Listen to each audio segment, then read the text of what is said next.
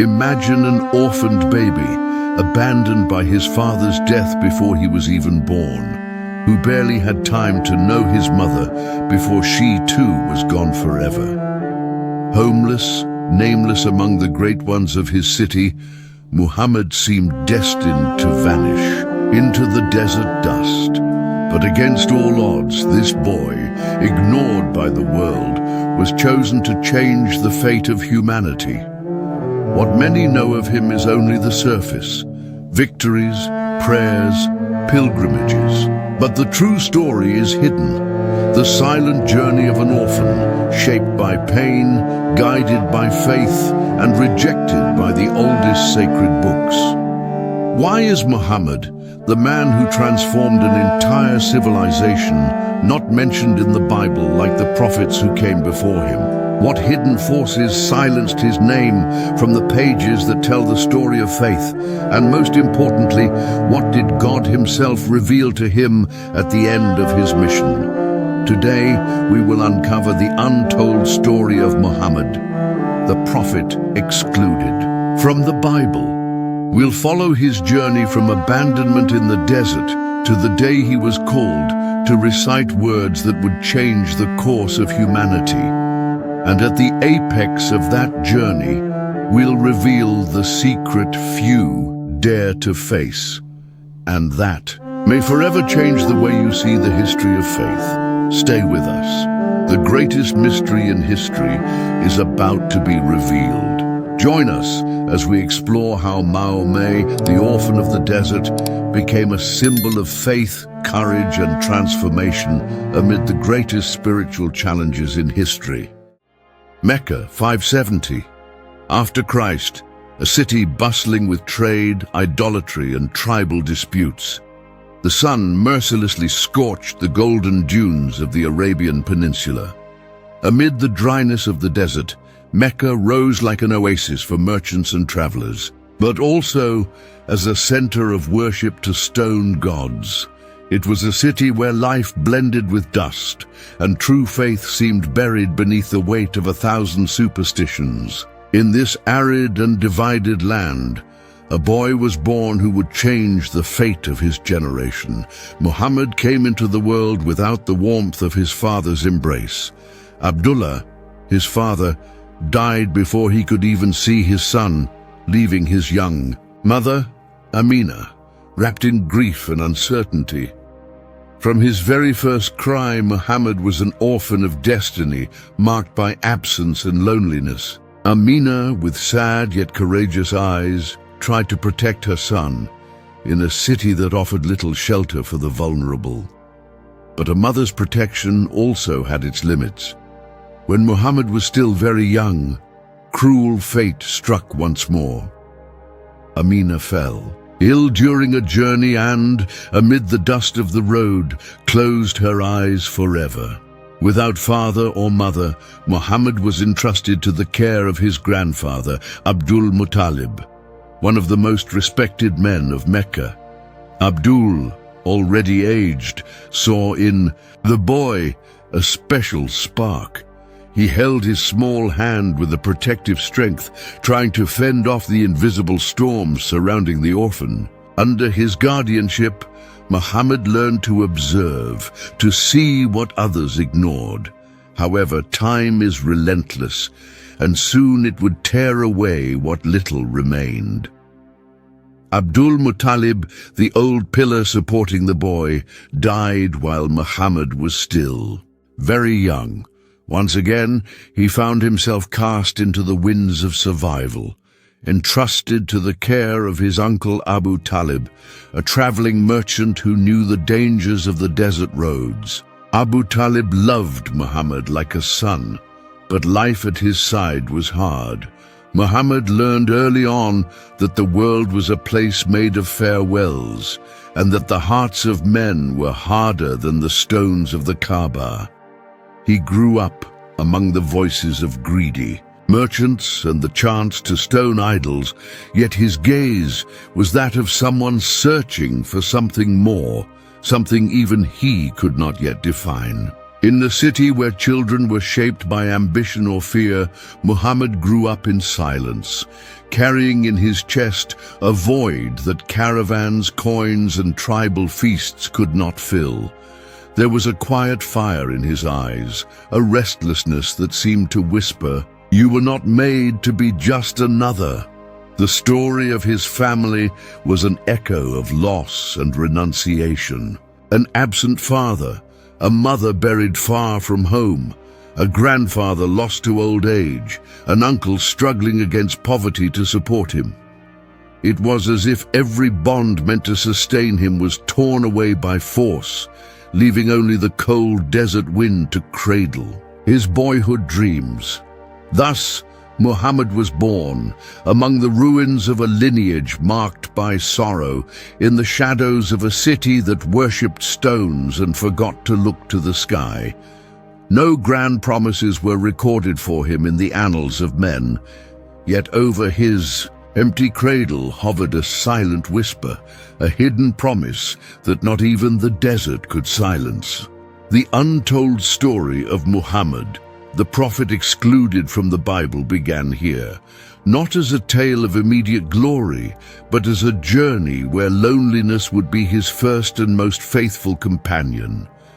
But the loneliness surrounding his cradle was only the prelude to a long journey of trials. Mecca's streets swarmed under the relentless heat. Colorful fabrics fluttered in the markets, perfumes exhaled from the tents, and coins tinkled like bells, worshipping power and gold. To many, Mecca was the center of the world. To an orphaned boy, however, it was but a field of invisible battles, where every smile could conceal rejection.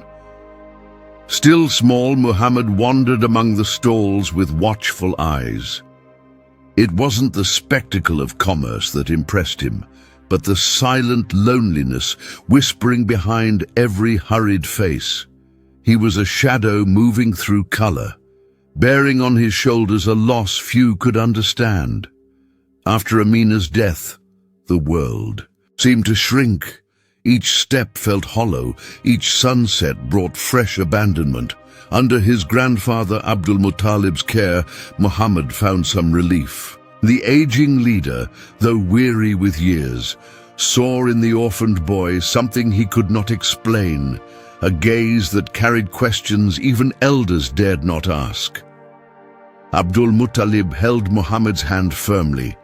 He led him around the Kaaba, showed him ancestral traditions, recounted stories of kings and prophets forgotten in the sands of time. Yet even in moments of tender affection, Muhammad felt something missing, as if the warmth he sought could not be found beneath tents or behind gilded walls. Aware of his own frailty, the grandfather tried to pass on the last vestiges of his nearly lost wisdom. At night, under the desert's starry cloak, he spoke of the soul's call and the need to keep one's heart steadfast, even when every wind blows against you. "There is something greater than us, Muhammad," Abdul would murmur in his hoarse voice, "something that neither sand can erase nor time can bury." Those words burned into the boy's memory like fire. But the desert is merciless to the weak. When Muhammad barely grasped the world, he lost his protector again. Abdul Muttalib was taken by death, like the last flicker of light snuffed out in a storm. Muhammad watched the burial with dry eyes, not because he did not feel, but because grief was an old acquaintance, weary even of tears. Now it was Abu Talib's turn, his uncle, to care for him. A man of firm spirit but modest means, who crossed the desert negotiating spices, pelts, and perfumes. Abu Talib had no riches to offer, but he gave Muhammad something rarer: dignity. Under his care, the boy was not a burden, but a true member of the family. Journeys through the desert became part of young Muhammad's life.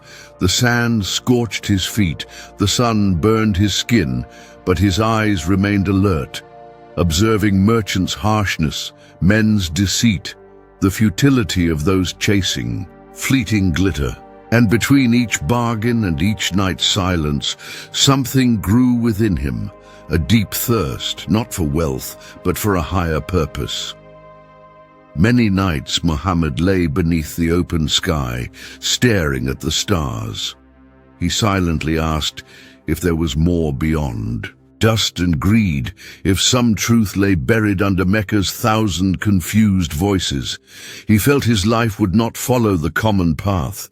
A restlessness called to him, distant like thunder beyond the horizon. His childhood was not of play or easy affection. It was shaped by loss, rejection, the need to survive among those who offered little to the weak. Each blow of fate, each mourning, each absence dug a deeper hole in his heart. In that empty space bloomed a silent, unbreakable strength. While other boys sought fame in their clans, Muhammad sought meaning in the invisible. While others erected tents of vanity, he planted his feet on the dry ground of reality, knowing human promises could not be trusted. With each loss came not just a wound, but also new preparation, as if life was training him to bear burdens few could withstand. Abu Talib, humble though he was, taught him the value of one's word, honor over profit, and respect for the humble. Virtues that would form the foundation of everything Muhammad would preach years later.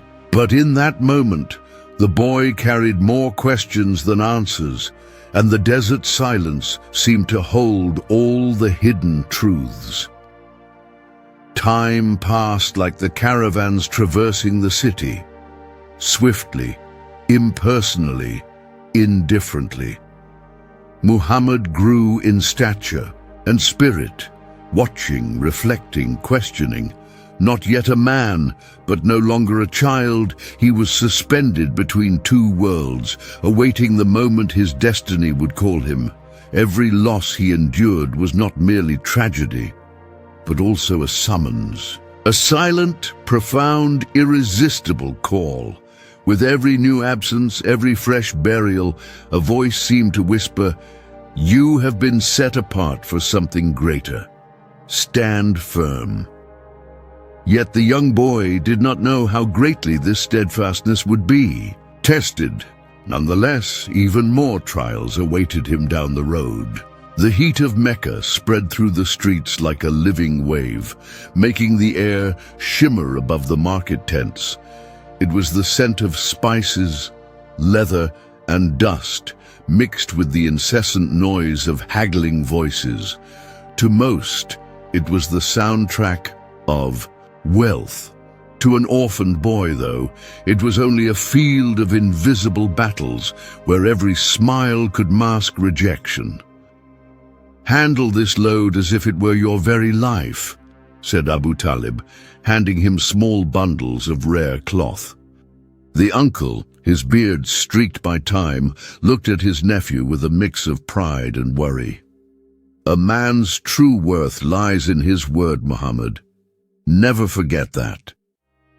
"I will not forget, uncle," the young man replied, determination shining in his eyes. From a very early age, Muhammad moved among the city's merchants, but refused to be deceived by the gleam of coins. He watched closely how men weighed their profits and their lies on the same scale. He saw, without speaking, how gold corrupted even the kindest smiles. One morning, while negotiating a batch of dates, a shrewd trader tried to cheat him. "This lot is the finest in the city, young Al-Amin," said the man, rubbing his greasy hands. "Yours for 20 coins? Muhammad examined the fruit carefully. Some were shriveled, hidden beneath the fresher ones. "If it truly is the best in the city," he said, raising his eyes to the merchant, "why hide it beneath lies?" The market fell silent. Onlookers exchanged discreet glances. The trader blushed, stammered apologies, and lowered his price in shame. Abu Talib, watching from afar, smiled faintly. Later, alone with his nephew, he said, "You've learned quickly. Honesty has a high price in Mecca. Prepare yourself to pay it." Muhammad only nodded. Deep in his soul, he felt he would rather be wounded by truth than embraced by deceit. Yet what troubled him most was not business scams, but what he saw around the Kaaba. Hundreds of stone idols, each representing a different tribal god, receiving sacrifices, prayers, and vows. One night, after a long day's work, Muhammad and Abu Talib sat beside a small fire outside the city walls. "Why so many gods?" Muhammad asked, looking up at the starry sky. "Because men fear what they do not understand," his uncle replied, exhaling smoke from his warm drink. "And in fear they create gods they can touch." Muhammad bowed his head, thoughtful. "What if there is only one?" he murmured. Abu Talib looked at him in surprise but said nothing. Such thoughts were dangerous in a city sustained by idolatry. Questioning stone gods was like poking a cobra's nest.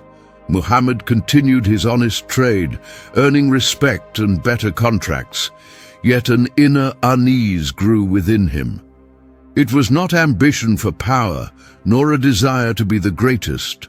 Merchant, there was something more, a thirst that business could never slake. One particularly stifling afternoon, after another tough deal, he confided in his uncle. "Uncle, I see men who pray, sacrifice, and fast, yet remain empty. How can it be their gods do not answer? All they receive is silence." Abu Talib, pondering, spoke with a heavy voice. "Perhaps silence is the answer we deserve." But Muhammad would not accept that. Deep inside, he knew if there was a true creator, he could not be found among sculpted stones and empty promises. Often at night, he walked alone to the hills outside Mecca and lay in the cool sand, staring at the vast, silent sky. "O Creator, if you exist," Muhammad whispered, "guide me to you. Do not leave me lost among lies." These silent prayers, without human witness, were like seeds sown in eternity's invisible soil. While merchants celebrated their triumphs in feasts, Muhammad sought a victory not measured in treasure. While tribes erected statues and altars, he built within himself a secret shrine, a shrine of questions and hope. Seeing the seriousness in his nephew's face, Abu Talib felt a pang in his heart. One silent night, he pulled the young man close and said, "You were not made like the others, Muhammad, I see it. But be careful. Sometimes those who carry a different flame are the first to be stoned." Muhammad looked at the fire and replied, "Then let me burn with this flame, uncle. Better to be consumed by truth than live chained to lies." Abu Talib only bowed his head in silence, knowing his nephew was called to something beyond his understanding, something he could not protect. The silent, infinite desert seemed to hear those secret conversations, and in response, guarded its deepest mysteries. But it would be in the desert's most silent nights that Muhammad's destiny would begin to unfold. Before we continue, we ask for your support. Subscribe to the channel and give this video a thumbs up to bless us and help us keep sharing these hidden stories of faith. Now, let's continue with the life of Mahomet, the prophet the world almost forgot. Mecca glittered under the merciless sun, its markets teeming with voices, gold and spices. The colorful tents stretched out like seas of silk, and the air was heavy with the scent of incense and sweat. Amid that crowd, Muhammad walked in silence, bearing in his hands an honesty that few could uphold in a world driven by greed. "I've heard you're different," a firm voice broke through his thoughts. Before him stood Khadijah, a respected, wealthy woman of keen spirit. Her experienced eyes scanned Muhammad, seeking more than a trader. She sought character. "Bilm, may I have the honor of serving your caravan?" Muhammad replied, bowing his head in respect. "I do not seek merely someone to carry goods," she answered with a slight smile. "I seek someone to carry trust." Thus began the Micah partnership between Muhammad and Khadijah.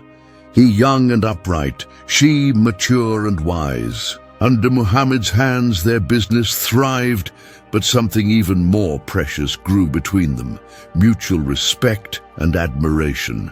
After months of working side by side, Khadijah, defying convention, proposed marriage.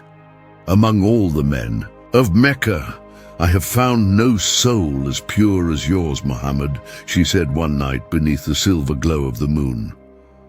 "And I do not seek wealth, Khadijah," he replied sincerely. "I seek a home where the heart can rest." They were married, and the union brought Muhammad stability, comfort, and affection he had never known. For the first time, the orphan found a true home. Abu Talib, now aged, watched in silent pride. "You have built something more valuable than tents and caravans," his uncle said. "You have built respect." Muhammad smiled in response, yet inside his restlessness kindled like a flame that comfort could not quell. He loved Khadijah. He cherished the peace she offered. He appreciated the success wrought by honest labor. But even amidst abundance, he felt like a traveler lost in the desert. His thirst remained unquenched. "Why does my heart still cry out, even surrounded by all I asked of God?" he would ask himself, lying beside Khadijah on silent nights. She perceived the unrest in his gaze. "What torments you, my beloved?" she asked one evening, gently touching his face. "I do not know," Muhammad murmured, turning to the starry sky. "It is as if something greater is calling me, yet too distant for me to understand." Khadijah's words were as gentle as the night breeze. "Then seek it, wherever it may be, however it may come, I will be with you." But the quest was not easy. The city's altars continued to rise for silent gods, even as Muhammad's heart cried out for something true, invisible, and eternal. He walked through the corridors of the Kaaba, watching with sorrowful eyes as men placed their hopes in mute stones. How can the hands that carved these images also believe they rule the heavens? He silently asked himself. Each empty ritual, each blind sacrifice was like a coal cast into his already burning soul. One day, returning from a market meeting, Muhammad poured out his frustration to Khadijah. "The city worships the appearance of faith, but knows nothing of its essence. All I see are men kneeling before what they themselves have created." Khadijah simply embraced him. In her silence lay more understanding than 1,000 words. His restlessness became unbearable. Sometimes, Muhammad awoke at night with his heart racing, as though he had heard his name called on the wind. "O Creator, where are you?" he whispered to the dark sky. "Show me the way, or the desert of my soul will consume me." The city, with all its riches and altars, no longer offered him peace. Neither love, nor success, nor stability could silence the call that burned within him, and that thirst would soon drive him beyond the city's limits. Mecca's streets lay sleeping under the night's gloom, but Muhammad was awake. Something within him urged him away. Beyond familiar walls, to where the city could not hear his silent questions. It was as if the desert itself called him to, a rendezvous set before the world's creation. For days he had withdrawn from the stalls, the coins, and the familiar faces. He sought refuge on the slopes of Mount Hira, a lonely rock that seemed to whisper promises to the wind. There, high among cold stones and absolute silence, Muhammad sought answers he could not yet even frame. "O Creator," he murmured, eyes lifted to the darkened sky, "I know you exist, but where are you?" Nights on Mount Hira were different. There was no scent of spices, no clink of coins, only the wind's whisper and his own heartbeat echoing between the stones. In the silence, he shed Mecca's illusions. In the silence, he felt small before the vastness of the unseen. Khadijah, understanding, did not hold him back.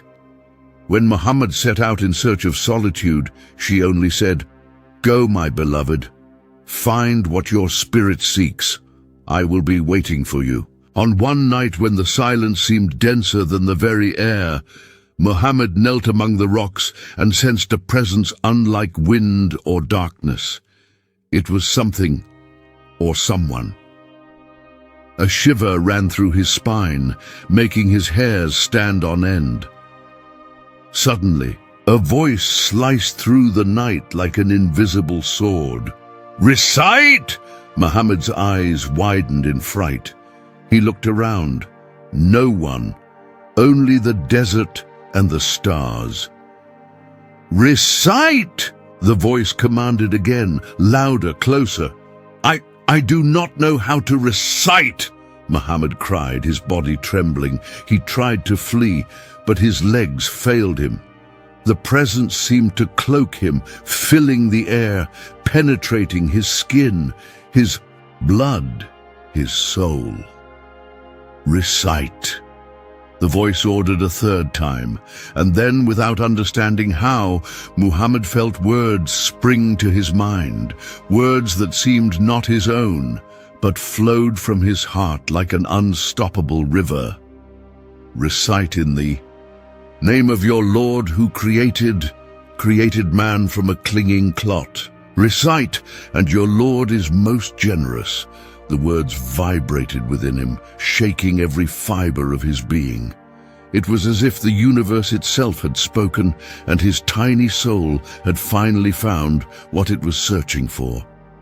Muhammad fell to his knees, tears mingling with the dust beneath him. His chest heaved as though he had run 1,000 leagues. The presence withdrew, but left a mark on him that would never fade. Trembling, he rose and hurried down Mount Hira, stumbling over stones and shadows, like a man who had witnessed the impossible. When he reached home, Khadijah ran to meet him. "Muhammad, what happened? You're as pale as death." He collapsed into her arms, his voice choked. Something extraordinary visited me, Khadijah. I was commanded to recite, and the words, they flowed from me as if from an ocean I had never known. Khadijah, her heart pounding, held him tightly. "Do not fear," she whispered. "The true God would never harm you. You are honest, faithful, just. Whatever this is, it is for a higher purpose." That night, Muhammad lay in Khadijah's arms, but sleep would not come. The voice he had heard on the mountain still echoed in his thoughts like distant, eternal thunder. "Recite, recite." For the first time, Muhammad knew his life no longer belonged to him. He had been called to something that neither Khadijah's peace nor Abu Talib's protection could preserve. In the days that followed, the memory of Mount Hira consumed him. Each word he had recited burned in his chest like holy fire. Muhammad understood that he now carried an invisible burden, and that this burden would not be light. "Khadijah," he said one morning, eyes alight with new fervor, I have received a message, but how will men accept what they do not even know they have lost?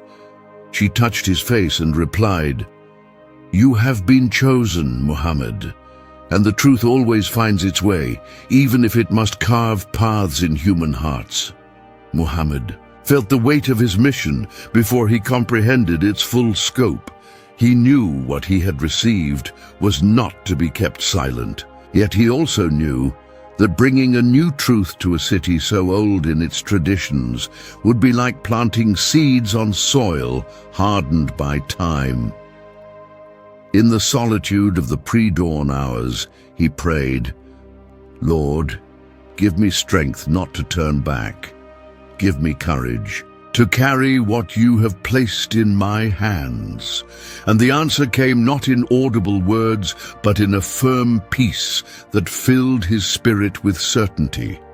Still, the greatest challenge was only beginning. For he who had been called to recite would now have to speak, and those who heard his voice would bring not only acceptance, but hatred, betrayal, and war.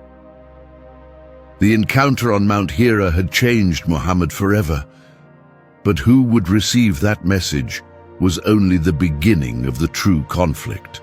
The sun over Mecca shone with cruel intensity, but it was a different kind of heat that began to ignite hearts. For the first time in centuries, a solitary voice dared to break the stone and gold consensus that ruled the city. And that voice belonged to Muhammad. After the revelations on Mount Hira, he knew he could no longer hide. The command to recite was not only for him, it was a summons to all who dared to hear the true wind, not the empty breath of silent idols. Allah is one. There is no other besides him, Muhammad proclaimed one morning in the bustling center of the market. The shock hit like a storm among those present. Some laughed, others furrowed their brows, some merely looked at him with disdain. The words were simple, but their impact was like a stone thrown into a still lake. Abu Talib, watching closely, pulled Muhammad aside. You are right, nephew, but are you ready for what will come? I can no longer remain silent, uncle, Muhammad answered, with a firmness even he did not know he possessed. What I have received is not a treasure to be buried. At first, few followed him. His devoted wife Khadijah was the first to believe, followed by his young cousin Ali and his loyal friend Abu Bakr. They formed the first circle of faith, small as a timid flame in the midst of a storm. However, Mecca was not a city of innocence. It was a city accustomed to protecting its gods and its interests as one and the same. Soon, rumors spread like fire across dry grass. Muhammad has gone mad, some shouted in the alleys. He wants to destroy our gods, accused. Others in the corridors of the Kaaba, the tribal leaders, guardians of the old order, gathered in secret. Their tone was grave. If we let him continue, we will lose control of the pilgrimages, said one elder. The caravans will avoid Mecca, warned another. And if we just ignore him, suggested a third. Ignoring a fire does not prevent it from burning down the house, snapped an older man. It was then they decided to act. The next day, as Muhammad spoke to a small crowd at one of the city gates, the first open resistance appeared. "Be silent, Muhammad!" cried one tribal leader. "Do not insult the gods of our fathers." "I do not insult them," Muhammad replied, standing unafraid. "I reveal them for what they are, deaf, mute stones, incapable of blessing or harming." The crowd murmured in shock. Some men advanced on him, but Abu Talib stepped between Muhammad and the aggressors. "If you wish to harm him," he said in a grave voice, You must pass through me first." Respect for the old warrior held their fists back for now, but the seed of hatred had been sown. That night, gathered with his few followers, Muhammad spoke with a heavy heart. "They will resist. They will mock. They will persecute us, but Allah is greater than fear, and we are called to something that neither they nor their gods can stop." Abu Bakr, his eyes shining with fervor, answered, "We are with you, Muhammad." Until the end, Ali, still young, clenched his fist. "Truth is more precious than life." Muhammad looked at his companions and saw in them not only courage, but destiny. He knew the path would be long and blood-stained, but he also knew that every word cast to the wind had power, even when it seemed lost in the desert. The sermons continued, ever bolder. Muhammad spoke in the marketplaces, in the squares, by the tents. He spoke of God's oneness, of justice, of mercy. He spoke of life beyond this life. And his words were like invisible spears, striking sleeping hearts. Some listened in silence, others openly jeered. "You're just one man against all of Mecca, Muhammad," mocked a merchant. "I am just one man," he replied serenely. "But with Allah, I am a nation." Soon threats became action. The poorest followers were the first to suffer, beaten in the streets, deprived of their livelihoods, driven from their families. Bilal, a slave who had embraced the new faith, was dragged through the streets and whipped under the sun while his tormentors laughed. "Renounce your God, Bilal," they shouted. But Bilal, flesh torn and bleeding, only repeated, "One, one." Muhammad saw this and felt the weight increase in his own chest. Every lash, every insult, every tear was like a nail driven into his own flesh. In the dead of night, kneeling on the desert sands, he cried, "Lord, strengthen us. Do not abandon us." The desert answered only with cold and silence, but in Muhammad's heart he knew the answer had already come on Mount Hira. Now was the time for resistance. As the people of Mecca raised their voices against him, Muhammad slowly became the city's most feared enemy, and soon the young preacher would become the city's most feared enemy. The desert's cutting wind seemed to carry with it the tension hanging over Mecca. In the narrow streets, the markets, even in the corridors of the Kaaba, Muhammad's name was whispered like a threat, like a silent fire no one knew how to extinguish. The tribal authorities, unable to silence him with words, decided to attack his roots, the honor, the livelihood, and the security of those who followed him. "If we cannot destroy his faith, we will destroy his life," declared one leader in a secret meeting. And so the invisible siege began. Trade with Muhammad's followers was boycotted. Entire families were threatened if they maintained any ties to the new believers. Childhood friends turned away in silence. Brothers renounced brothers. "I will not sell anything to you, renegade," shouted a merchant as Abu Bakr approached his stall. "We were friends," replied Abu Bakr, trying to contain his bitterness. "You were a friend until you became a traitor to our gods," spat the man, flicking saliva at the ground. The city, once bustling with the diversity of tribes and cultures, now seemed united in a single purpose: to crush the seed Muhammad had planted. Bilal, the faithful slave, was dragged through the streets. Again, his tormentors piled stones on his chest under the scorching sun, demanding he renounce his faith. "Renounce! Renounce!" they screamed, their voices full of hatred. "One! One!" Bilal whispered, his eyes closed as if his soul had already been transported elsewhere. Gradually, the homes of the first followers became prisons. No food was sold to them, no water offered, no act of compassion allowed. Muhammad, anguished, watched his brothers in faith suffer. "Lord," he pleaded in the early mornings, kneeling on the cold sand, "grant us strength, grant us patience. Do not leave us alone." But the desert answered only with silence, and silence in those days was sharper than any sword. Khadijah, with her wealth, tried to purchase provisions for the needy, but prices were purposefully inflated. Every gesture of help was undermined, every attempt at relief crushed. "They want to see us die," said Abu Bakr, lips parched after a clandestine meeting.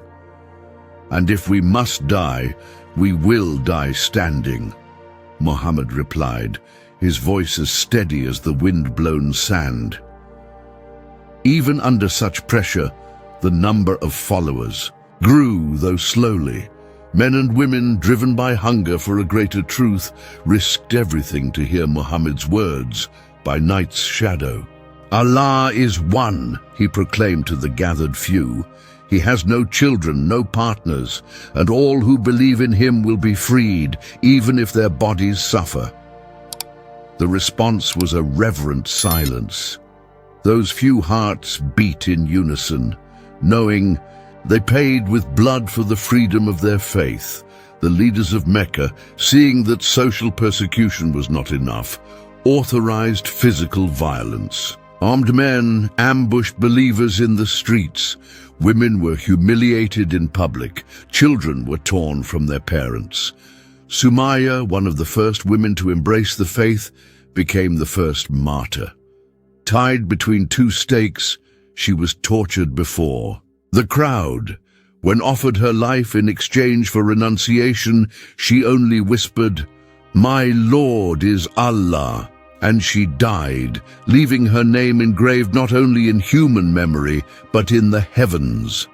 Muhammad received news of her death with eyes filled with pain, yet even in grief he did not relent.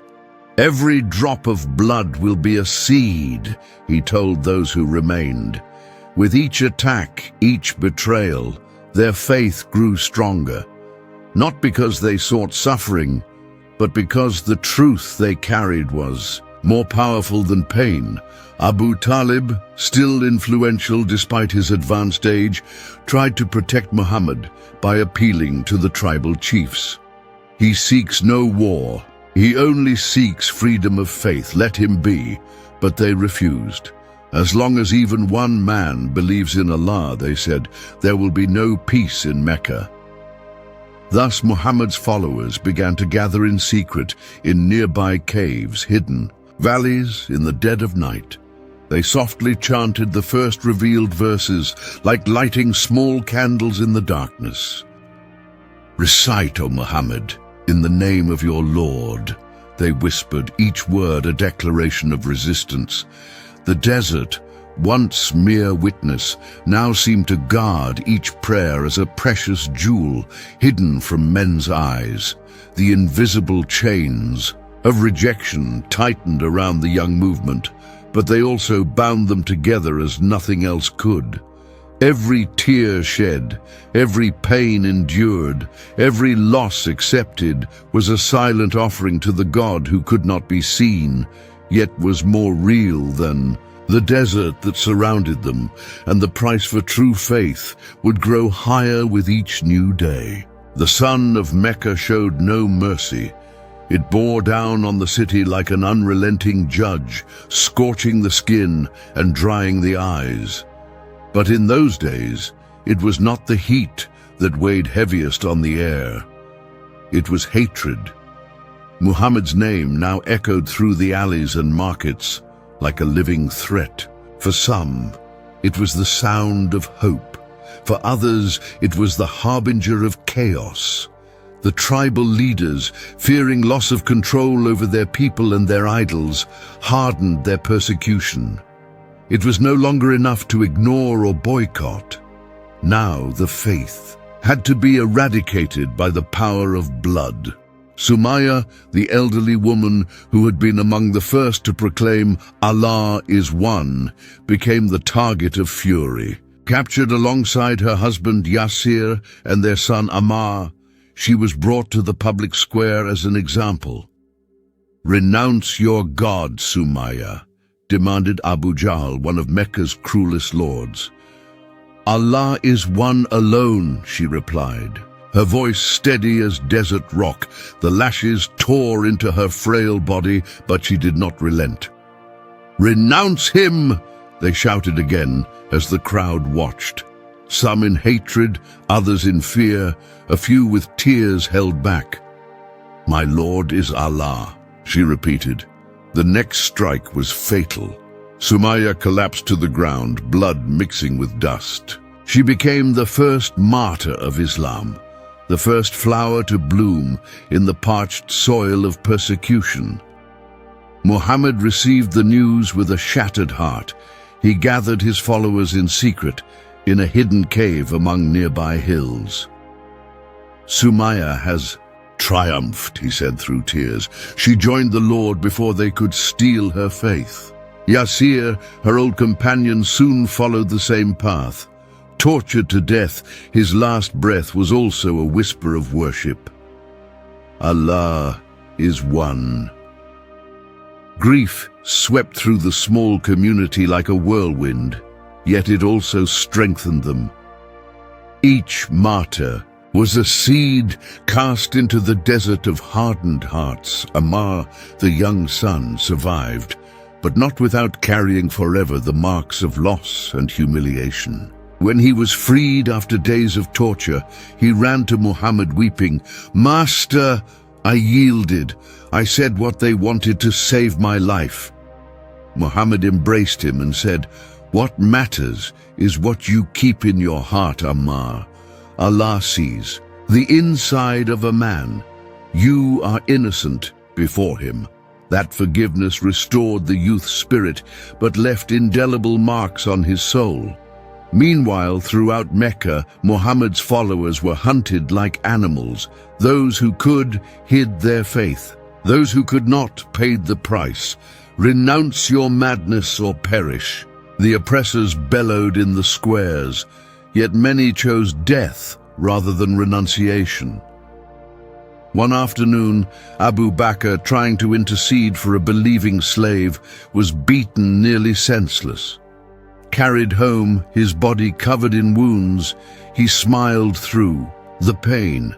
It was worth it, every blow, and for love of the One. Silent questions turned to Muhammad, and he, in a firm voice, taught, "The way of truth is narrow and full of thorns, but at its end is a garden that never withers." The nights grew darker still. Under the veil of darkness, Muhammad and his few followers recited the first revealed verses with voices choked by emotion. "Recite in the name of your Lord who created man from a clinging clot." Each word defied fear.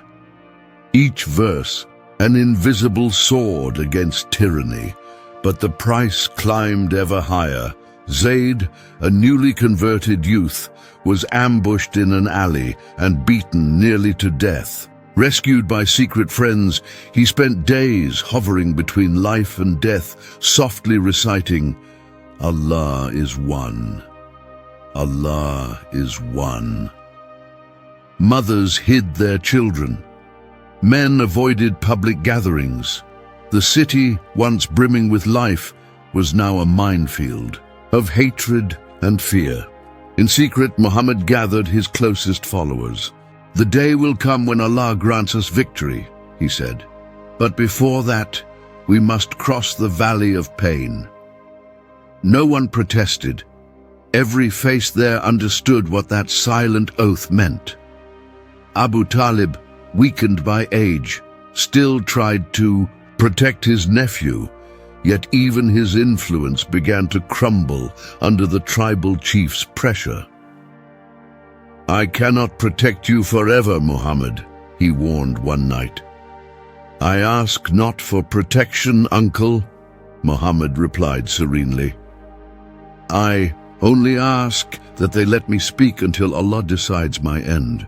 The desert, silent witness to all secrets, seemed to hold in its sands the blood of those who dared believe. Every grain felt laden with sorrow.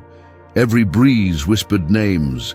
Sumaya, Yasir, Zaid, Mecca's ground, once watered only by the sweat of commerce and the dust of caravans, was now soaked with the blood of those who believed in the unseen. But the desert would still demand more tears before liberation. Night fell over Mecca like a leaden cloak. The stars, which once seemed to promise hope, now silently watched the steps of the hunters. Muhammad knew. The city that had seen him born now plotted his death. Gathered in the shadows, the tribal leaders had finally made their decision.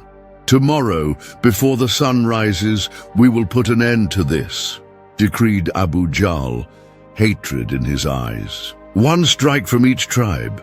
That way, no one can be blamed alone." The news spread like poison through the alleys. But before the blade could fall, Allah revealed the enemy's plan to Muhammad. In his modest home, surrounded by his few, faithful followers, Muhammad spoke in a low, firm voice. "Tonight I will depart." Ali, still young, looked at him with determined eyes. "Let me sleep in your bed, O Muhammad," he said. "If they come for you, they will find me." "May Allah protect you, cousin," Muhammad replied, gently touching his head. While Ali lay down under Muhammad's cloak, ready for sacrifice, the Prophet left the city under cover of darkness. His bare feet touched the hot stones of the night, and his heart beat strongly, not from fear but from the pain of leaving the land where his ancestors were buried. Beside him, Abu Bakr walked in silence, his face grave. "Allah's promise is true," Abu Bakr whispered, trying to encourage his friend. "He is our protector," Muhammad answered. They walked along hidden paths, evading watchful eyes, ambushes, and nighttime traders. Every sound in the dark felt like a warning. Every shadow seemed to conceal an enemy. At one point, Abu Bakr pulled Muhammad into a small cave called Thar. There, hidden among the rocks, they spent days. Outside, the desert boiled with searches. Armed men patrolled the valleys, offering rewards for Muhammad, promising gold to anyone who brought his head. Inside the cave, Muhammad prayed. "Oh, Lord, we are alone here, but with you we are the majority." One night, as Muhammad rested against the cave's cold wall, Abu Bakr saw a group of pursuers approaching. "They are so close, Muhammad," he whispered, desperation in his voice. "If they just look inside, they will see us." "Do not fear, Abu Bakr," Muhammad replied calmly. "What do you make of two whose companion is Allah?" The Creator sent signs in favor of the two fugitives. A spider wove its web at the cave's entrance, and a pigeon built its nest right there. When the pursuers arrived, they looked at the entrance, saw the intact web and the undisturbed nest. "He cannot be here," one said. "No one would pass through a web without breaking it."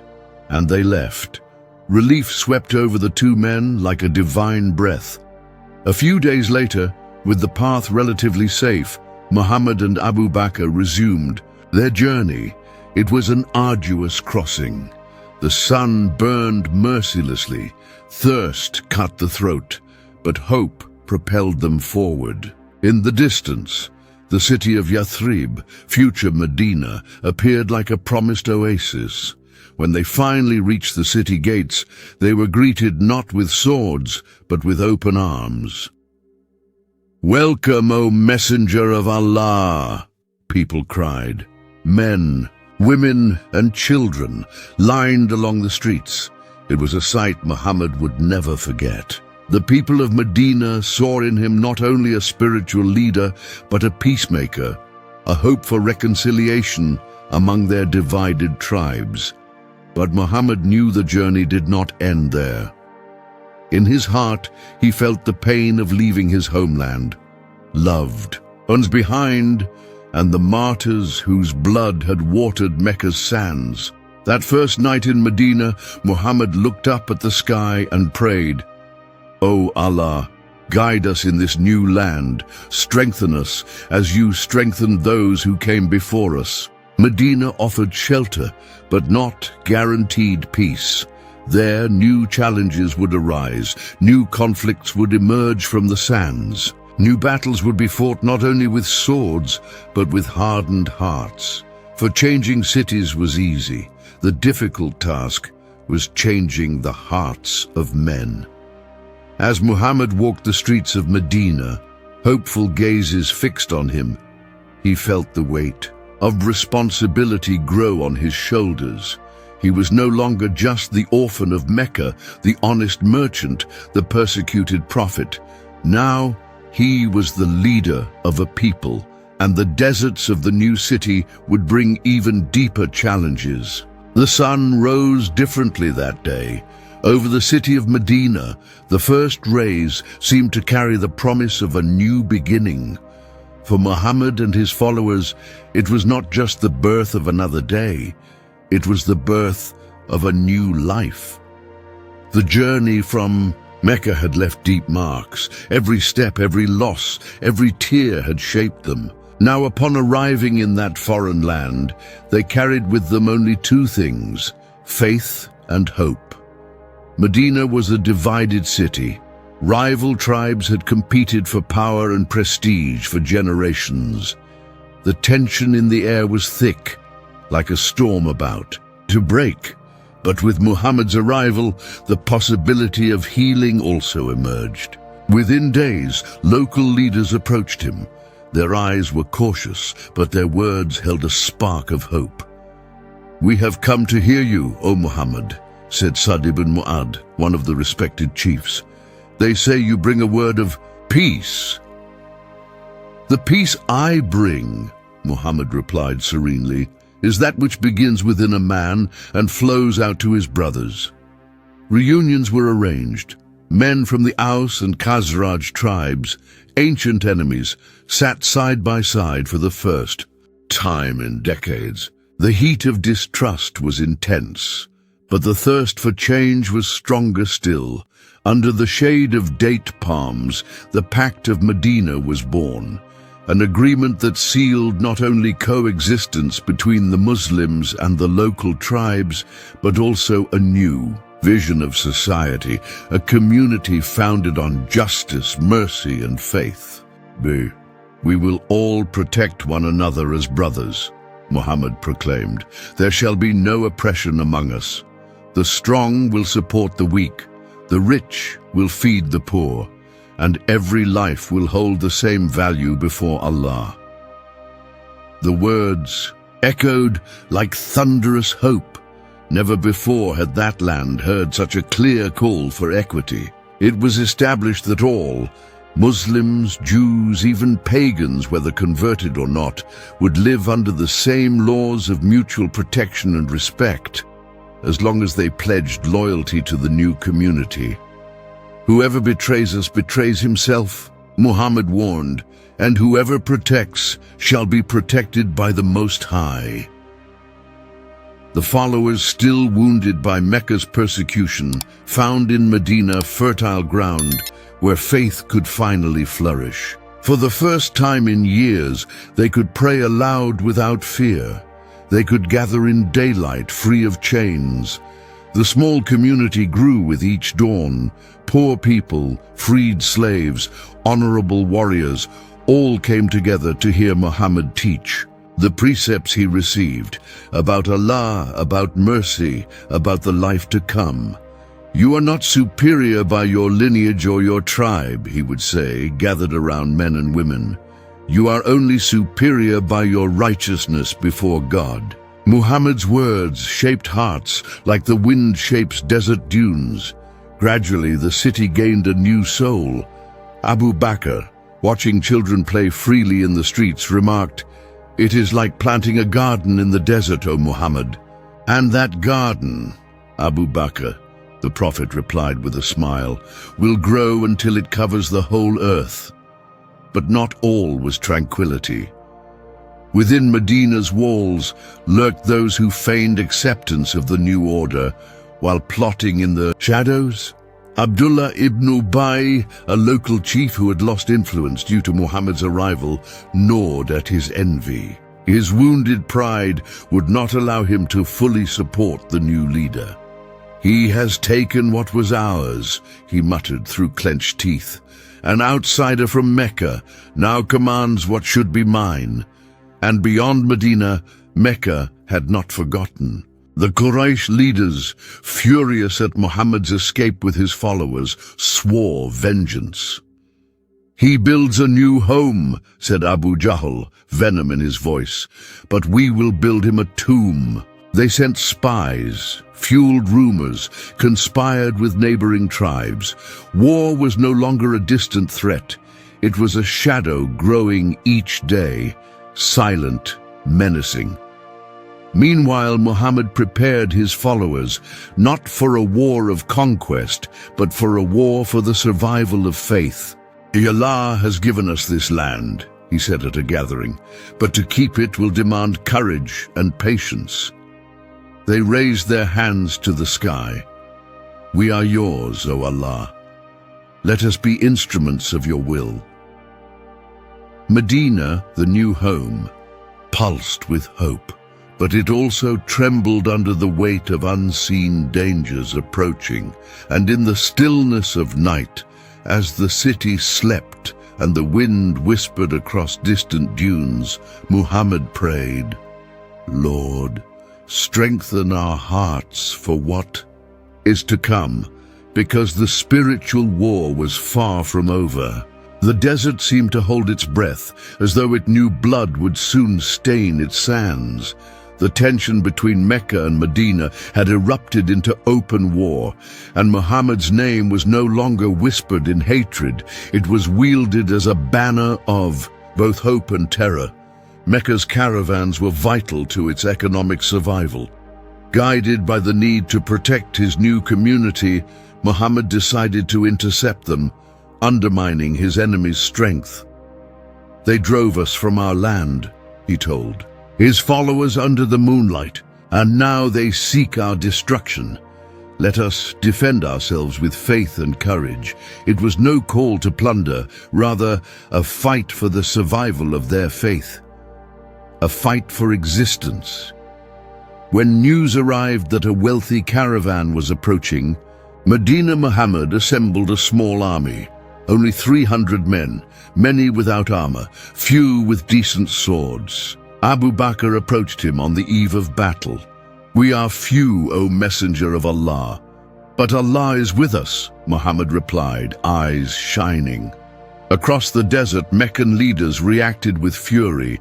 They mustered 1,000 warriors, armed, men mounted on decorated horses, ready to crush the rebels of Medina. The two forces met at a place called Badr, a sandy valley ringed by rolling dunes.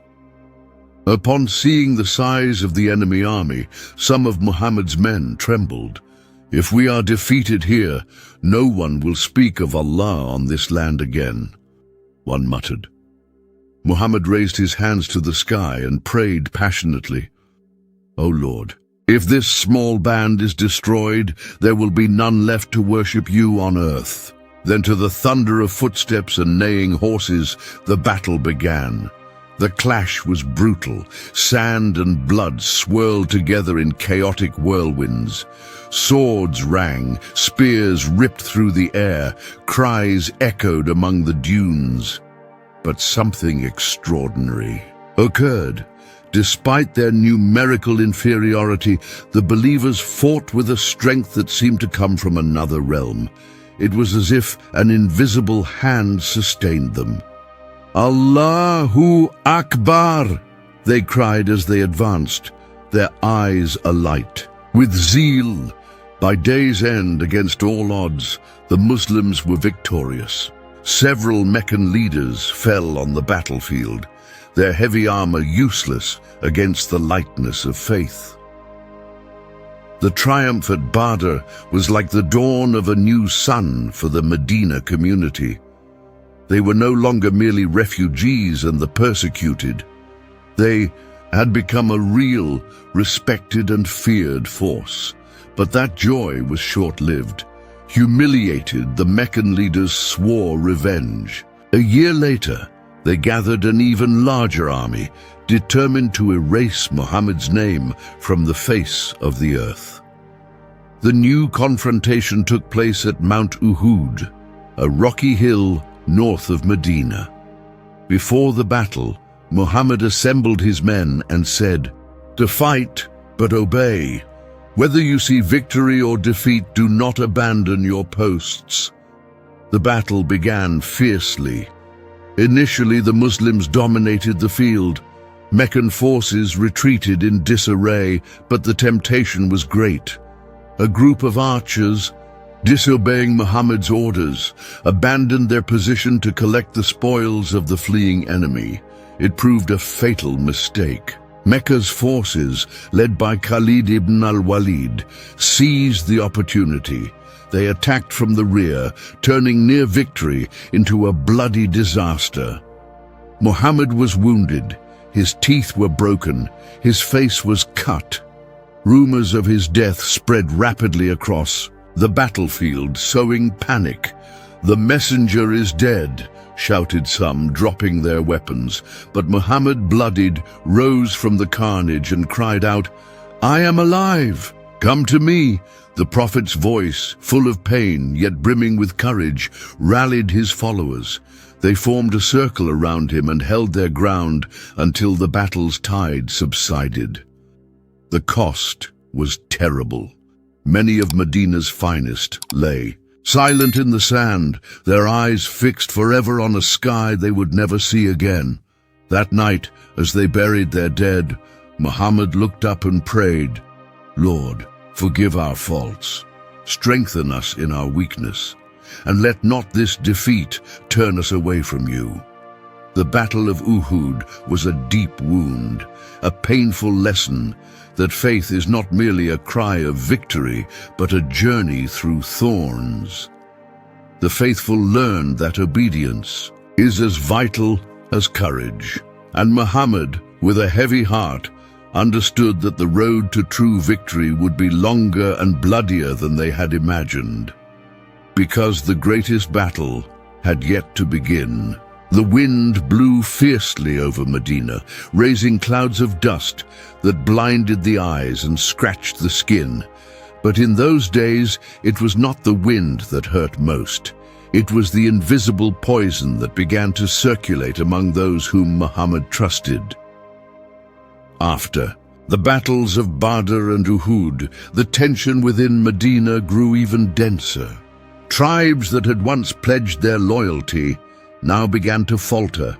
False smiles, furtive glances, secret meetings, all revealed that betrayal was sprouting like a weed among the city's date palms.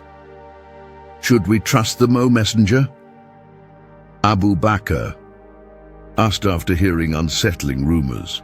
"Trust is like an earthenware vessel," Muhammad replied, staring at the horizon. "Once broken, even if mended, it is never the same." Among the most notorious traitors was Abdullah ibn Ubay, the chieftain who had never truly accepted Muhammad's leadership. Feigning loyalty in public, he plotted secret alliances with the enemies of the new faith. "Muhammad has brought us only war and famine," he whispered in shadowed corridors. "Before him, we were free to worship as we wished." His venom spread in silence, corroding trust at the community's core. At one point, Muhammad received even graver news. Some Jewish tribes of Medina, signatories of the Mutual Protection Pact, were negotiating with Mecca. "If that is true," Umar said, clenching his fists, "we will have no choice but to act." "Justice belongs to Allah," Muhammad replied, "but the protection of the community is our responsibility." Betrayal became painfully clear in one dark episode. A group of Muslims was invited by a tribe to teach them the new faith. Trusting their word, they set out, only to fall into an ambush. Zayd, one of the envoys, was captured and dragged before a crowd thirsty for vengeance. Before his execution, they offered him his life if he would renounce his faith. "I would rather die than deny the messenger of Allah," he declared, voice steady. He died, upholding the truth to his last breath. When Muhammad learned of Zayd's fate, the weight of betrayal crushed his chest. He gathered his followers in prayer, silent tears tracing their faces. "We are surrounded by enemies, visible and invisible," he said. "Each of us is called to guard the faith, even when the blade touches our throat." The pain of betrayal differed from the pain of battle. It tore at the soul, not just the body, and such wounds took far longer to heal. Muhammad resolved to act with wisdom and firmness. He visited each tribe named in the rumors, giving them the chance either to reaffirm their pacts or to declare themselves open enemies. "Whoever seeks peace shall have peace," he declared, "but whoever chooses betrayal shall reap its consequences." Some tribes repented. Others revealed their true colors. One especially painful moment was the betrayal of the Banu Qurayza. At the height of hostilities, while Medina faced invasion, they broke the pact and conspired to hand the city over to Mecca. They tore up the scroll they themselves had written, lamented Sa'd ibn Mu'adh, one of Medina's leaders. Muhammad knew that trust is like broken glass. With a heavy heart, but bound to protect the innocent, he led the response to their treachery. After the tribe's surrender, arbitration was held, and Sa'd ibn Mu'adh was chosen as judge. His verdict was severe, but fitting the gravity of the betrayal. "Your treachery would have cost us all our lives," Sa'd declared. "This sentence is just before Allah." Those events split Medina in two. On one side, the faithful, weeping and praying. On the other, those who secretly longed for the new order's downfall. Muhammad walked the streets, the burden of leadership etched in every line of his face. With each step he prayed silently, "Lord, guide us, for the poison of betrayal is deadlier than the enemy's blade." Even his closest companions felt the blow. "You are quieter than ever, O Muhammad," Ali remarked one silent afternoon. "When the wind brings sand, my son," the Prophet replied with a sad smile, "one must close the eyes and follow the path by memory." Betrayal's poison ate away at the newly planted hope, but Muhammad knew he must keep the flame of faith alive even when the wind strove to extinguish it. For Muhammad's courage was about to be tested as never before. The desert sands lay restless. The wind brought omens of change. After years of persecution, betrayal, and battles, Muhammad knew the time to return to Mecca was approaching. This was no return driven by hatred, no march to avenge old wounds. It was something greater, a march guided by compassion. The city that expelled us, that persecuted us, that shed the blood of our brothers, will be the same city to witness Allah's mercy, Muhammad said. Gathered with his closest, Abu Bakr looked at him, eyes heavy with memories. "And if they resist, O Messenger, then we will fight," Muhammad replied without hesitation. "But if they surrender, we will show that Allah is more generous." Than the sword, the plan was meticulous. Muhammad ordered that no civilian be harmed, no temple profaned, no home violated. Only those who bore arms would be confronted. "Let it be clear," he instructed his commanders, "today is no day for vanity." It is a day of humility before, a promise fulfilled. An army of 10,000 men was assembled, once slaves and outcasts, now marching side by side with noble warriors and converted tribal leaders. They approached Mecca in reverent silence, each footstep in the sand laden with memories. Bilal's tears, Sumayya's blood, the losses at Uhud, the nights of famine, and fear in Medina. As they neared the hills around the city, Muhammad ordered, "Light fires across the valley. Let them see we are many, but let them know we come not as conquerors." The light shimmered like a sea of stars on earth. Mecca trembled in the distance. Within its walls, panic spread. The very leaders who had vowed to crush Muhammad now whispered, in fear, "What will we do? If he chooses vengeance, none of us will escape," said another. Some planned flight, others thought to resist, but most felt fate sealed. That night Abu Sufyan, a chief of Mecca and once Muhammad's fiercest enemy, was captured spying on the Muslim camp. Brought before the Prophet, he declared, "I testify that there is no God but Allah." Muhammad looked into his eyes and proclaimed, "Whoever takes refuge in Abu Sufyan's house shall be safe. Whoever stays in his house shall be safe. Whoever shelters in the Kaaba shall be safe." Mercy was announced even before victory. At dawn, Muhammad mounted his camel and entered Mecca, head bowed in humility. No triumphant fanfare, only the silent march of Allah's servant fulfilling his destiny. The gates opened without resistance. Men and women peered from behind curtains, fearful of the worst, yet finding only compassion in the eyes of the one they had once sworn to destroy. Muhammad approached the Kaaba, dismounted, and gazed upon the sanctuary once ringed by 360 idols. "The truth has arrived," he murmured, tears in his eyes. "And falsehood has perished," Ali added at his side.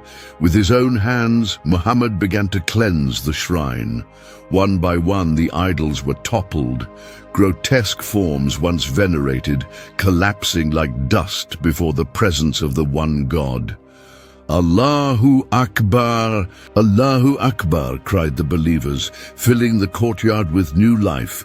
Each broken statue was a shattered chain, each fragment on the ground an unseen liberation. The city, stunned into silence, confronted a truth it had long tried to bury. Standing before the purified Kaaba, Muhammad proclaimed, "There is no God but Allah.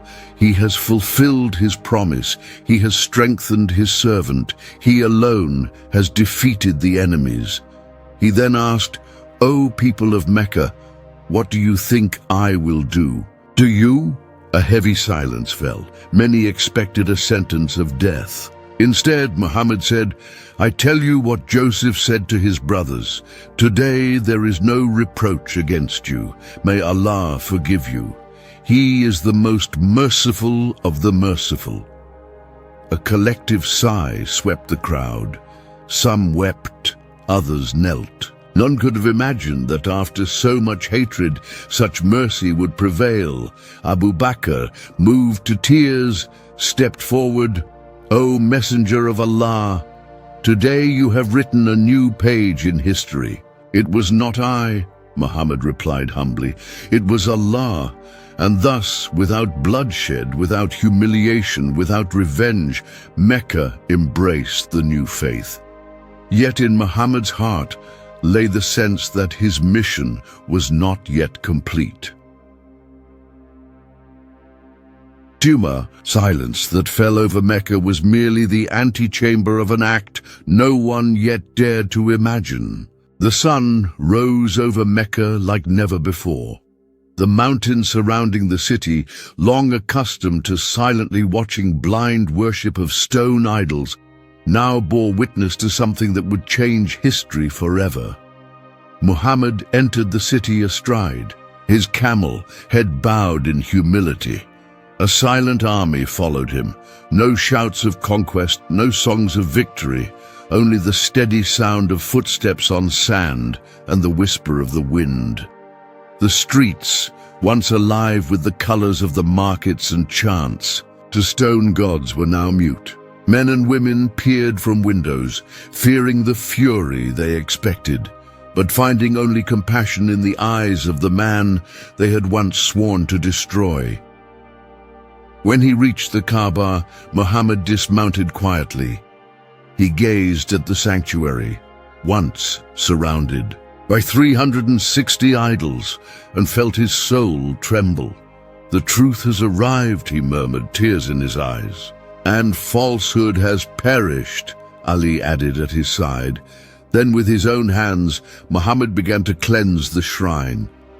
One by one, the idols were toppled, their grotesque forms, once feared and venerated, crumbling to dust before the presence of the one God.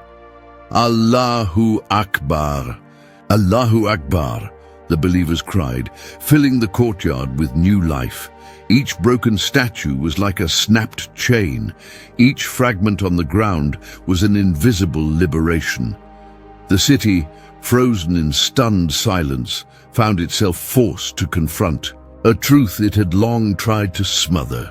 Standing before the purified Kaaba, Muhammad proclaimed, "There is no God but Allah. He has fulfilled his promise. He has strengthened his servant. He alone has defeated the enemies." He then addressed the crowd, "O people of Mecca, Allah has commanded that you worship none but him. There shall be no more intermediaries between man and his Creator." Mecca's silence was broken by the sound of the first unified prayer, echoing across mountains and valleys, like the desert itself, witness to centuries of idolatry and error, exhaling a great sigh of relief. Bilal, the former slave who had been whipped in Mecca's streets, was summoned to the top of the Kaaba. There, voice trembling with emotion, he called out the first adhan, the call to prayer, "Allahu Akbar, Allahu Akbar." His words cut through the air, piercing generations. Of darkness, many wept, others ashamed hid their faces. But all felt in that moment that the age of mute stones had come to an end. Abu Sufyan, who years before had marched to destroy Muhammad, now watched in silence, heart heavy. "I have never seen anything like this," he whispered to his companion. "I have never seen a conqueror forgive without humiliating." No words were needed in reply. The answer lay in the breeze that swept among the fallen idols. In the days that followed, Muhammad set Mecca in order. He established the regular prayers, abolished long-standing injustices, and inaugurated a new era of hope.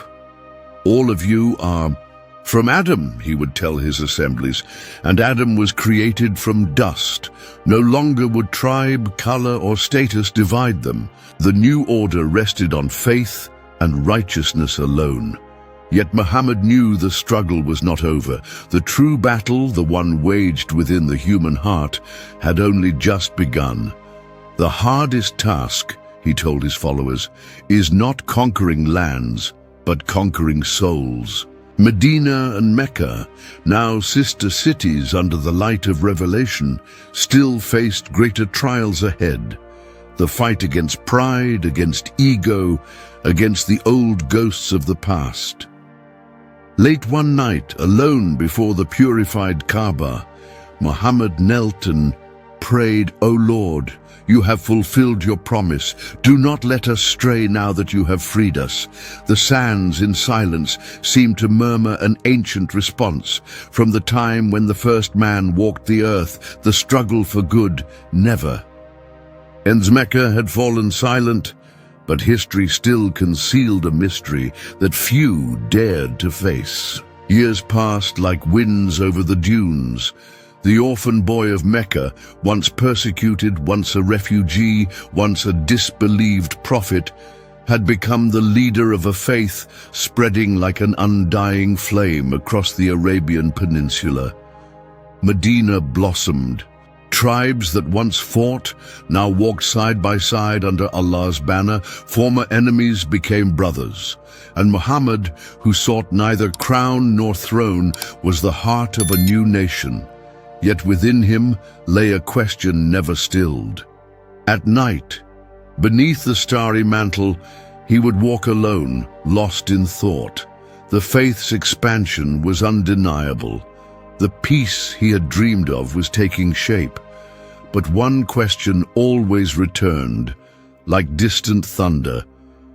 Why do the ancient books not speak? Of me, he would whisper to the wind. One day, gathered with his closest companions, he finally addressed the matter burning in his breast. The Torah and the Gospel, he said, looking at Abu Bakr and Ali, speak of the prophets who came before, and there are signs that point to me.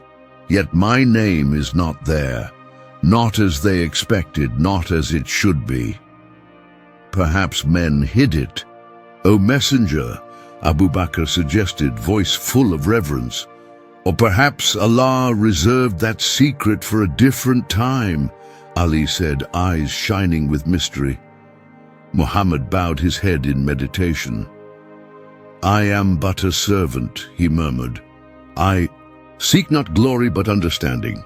The wisest among them recalled passages of scripture, promises of a comforter, of a prophet like Moses, of a chosen servant. But clarity never came like hewn stone. It always came as a whisper, an intimation. Still, one thing was undeniable. Muhammad's work bore the same fruits as those of the ancient prophets: justice, compassion, truth, unity. If the words of old have been distorted, Muhammad said, it is not my glory that has been lost, but theirs that has been defiled. He understood that he needed no parchment's endorsement. His mission came from on high, and its seal lay in the transformations his teachings wrought in human hearts. Allah is witness to what was and what will be, he would say with serenity. Yet in the quietest nights, the question whispered again, like wind-blown sand. Why did the Bible not name me clearly? The answer ripened in Allah's secret time. His final years, Muhammad felt his departure draw near. During his last pilgrimage to Mecca, known thereafter as the Farewell Pilgrimage, he delivered a sermon that would echo through eternity. O people, I leave you with two legacies, the Book of Allah and my example. Follow them, and you shall never go astray. His words fell upon the hearers like rain on parched earth. Today I have perfected your religion for you, he said, quoting the revelation of that day, and completed my favor upon you, and chosen Islam as your religion. It was the final signature, a confirmation that the story begun with Adam, carried through Noah, Abraham, Moses, and Jesus, was now sealed with him. Yet for many, the explicit absence of his name from earlier scriptures remained a shadow over his memory. We did not forget him, Bilal would whisper one night. They closed their eyes. In his last days, weakened by illness, Muhammad summoned his strength to speak to his companions. Do not exalt me as the Christians have exalted the Son of Mary, he warned. I am only a servant, a messenger. Ali, kneeling at his bedside, squeezed his hand. You are the missing link, O Muhammad, he whispered, tears cutting his face. The prophet smiled faintly. His mission was accomplished, his heart at peace. Deep down he knew, the omission of his name from earlier scriptures was not an oversight, but part of a greater mystery, a veil that Allah had placed so that sincere hearts would seek him not by dead letters, but by the living breath of faith. for truth is not bound to papyrus or stone. Truth lives. The faith Muhammad planted would grow beyond deserts, mountains, and seas. His name would be uttered billions of times across the earth. His example would be followed by countless generations. Yet the question, whispered on silent nights, still echoed, "Why did the Bible not call me by name?" And the answer was about to be revealed. For the truth was poised to break its silence, and it would change everything. The desert wind had long since carried away the echoes of battles, prayers, and tears. Muhammad's earthly mission was complete. His name, once insignificant, now reverberated among peoples across generations. Yet one question still hovered above. Time and sands, why did the Bible, the sacred book that preceded his coming, never recognize Muhammad as a prophet? The answer was not lost. It had been written centuries before in the very pages of Scripture. In the book of Galatians, the Apostle Paul issued a solemn warning. "But even if we or an angel from heaven should preach to you a gospel contrary to the one we preach to you, let him be accursed." Galatians 1:8. "I say again, if anyone is preaching to you a gospel contrary to the one you received, let him be accursed." Galatians 1:9. These words were no accident. They formed an unbreachable wall around the revelation of Christ, an explicit injunction that after him no new message or gospel could be accepted as divine truth. Sincerity, popular leadership, even noble teaching were not enough. God's faithfulness was sealed in his word, and any other path would be deemed a deviation, no matter the courage, suffering, or compassion that accompanied it. Years later, the Apostle John likewise warned, "Beloved, do not believe every spirit, but test the spirits to see whether they are from God, for many false prophets have gone out into the world." 1 John 4:1. By this you know the Spirit of God. Every spirit that confesses that Jesus Christ has come in the flesh is from God. And every spirit that does not confess Jesus is not from God, but is the spirit of the Antichrist. 1 John 4:2-3. Thus, Muhammad's absence from Holy Scripture was neither oversight nor forgetfulness, but deliberate silence, a preemptive alert, a sign of God's eternal faithfulness to his singular, definitive revelation, the gospel of Christ. Moses, Elijah, Isaiah, John the Baptist, all had pointed to the coming of one Savior, Jesus Christ. None spoke of another mediator, of a second messenger after the cross. Muhammad, despite his admirable leadership, his courage under rejection, and his heartfelt wish to shape a people, could not be recognized by the Scriptures as a true prophet of God. For in his wisdom, God had sealed the story of redemption in the person of his Son, and no one, absolutely no one, could alter that plan. In the Bible's silence lay a deafening answer. The revelation was complete. The word was fulfilled.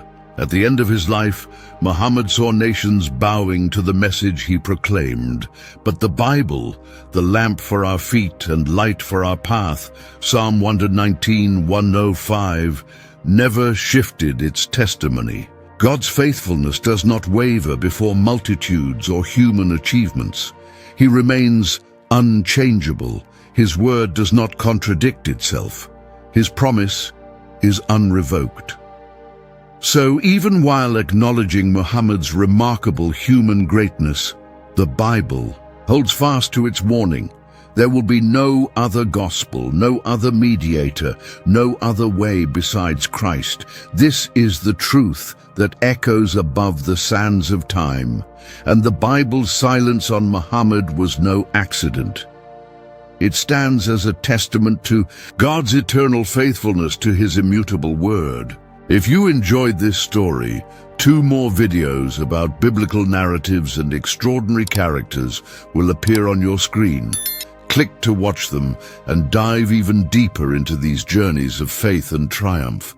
And of course, don't forget to subscribe to the channel and leave your like. May God be with you.